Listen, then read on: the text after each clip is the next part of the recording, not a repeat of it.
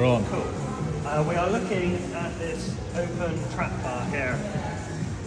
I almost called it a hex bar, even though it is not hexagonal in shape, because trap bars have long been called either hex or trap bars originally because it was a hexagon. But as you can see now, there's something completely different, like a hybrid. We were just discussing things with it, pros, cons, just compared to trap bars we've had in the past.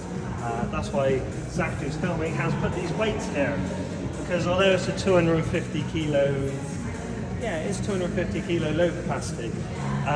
Most people, if you're at home, you might have bumper plates, in which case you can see what's kind of feasible to put on there. So what we're looking at, like a 140 deadlift, slightly less because the bar only weighs 12, so 132 deadlift.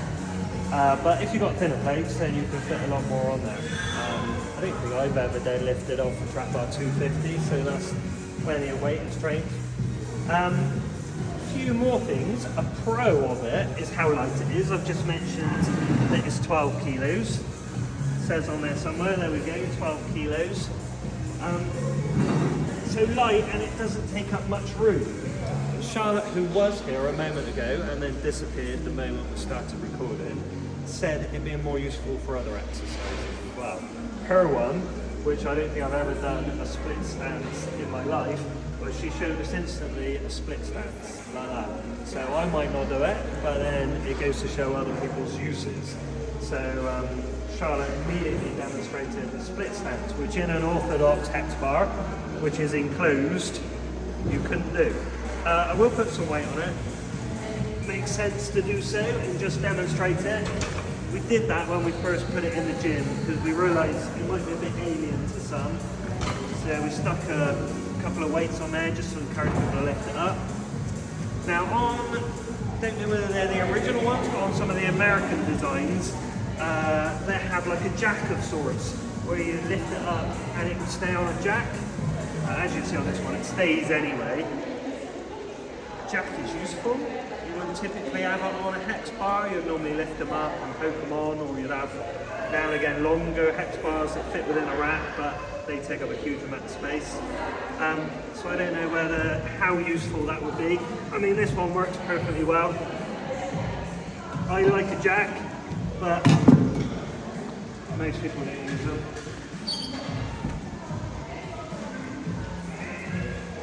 This is reasonably easy for me to load anyway. This is now where I struggle. There we go. So that's loaded up. One thing we did instantly is Zach, who's filming, and Charlotte, who just did it, is they walked into it. So they walked into this and then immediately picked it up. Whereas myself, I faced out. Now it wasn't because of this platform and I was facing into the room, it was actually in the middle of the room anyway. But I naturally find that I'm facing out. Okay, that feels perfectly nice. So I guess it's different horses for different courses. It's up to you. You can use it either way around. If, say, Charlotte doing her split stance, and it would make more sense doing it that way, as might some other lunges, other exercises. Perhaps if you're doing a lunge like this. I don't know. I haven't tried that many different exercises. Instantly though, whereas before your hex bar used to be deadlifts and shrugs, it's even called a shrug bar, people sometimes call it. I instantly picked it up and wanted to row with it. So I would row on it, whereas on a typical hex bar, I wouldn't do that. I'd find you clang your knees. So instantly that felt comfortable. Zach mentioned things as well, like farmers. You can do that either way.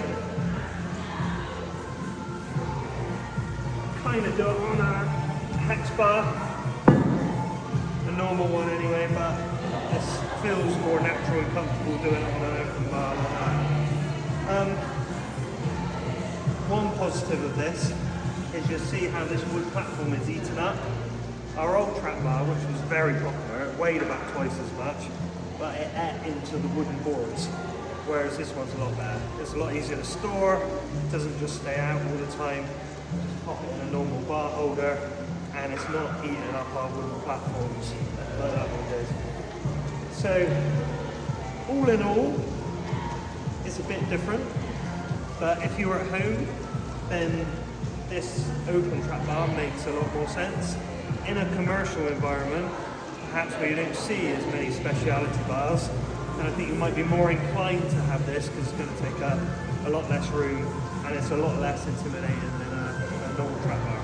As I mentioned, the girls have already found out multiple uses for this one, which they didn't do on the original Hex bar.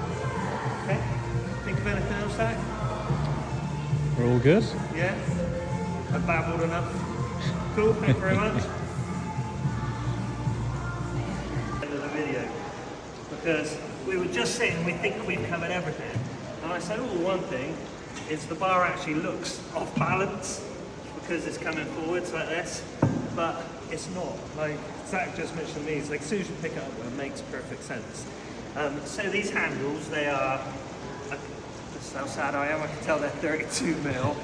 So the handle's 32 mil, nicely knurled, and it's got a ring marking in the middle.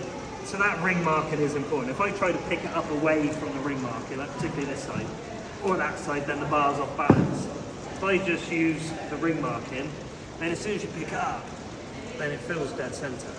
So it's not off balance. You would think when I put it down because it's wanting to fall forwards, it's off balance, but the second you pick it up, like Zach said, it makes perfect sense. So I think that was one of the only things we maybe didn't come up that. And also why you would have a trap bar in the first place.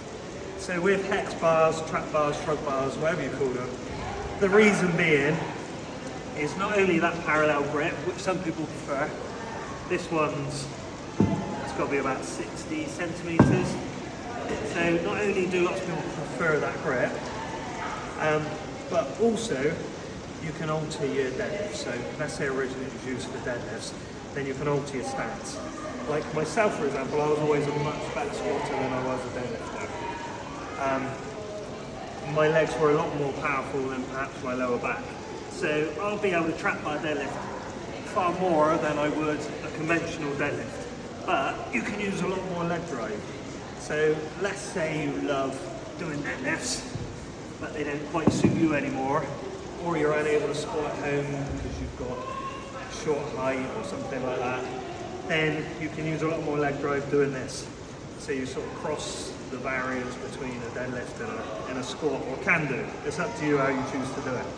Okay, thank you.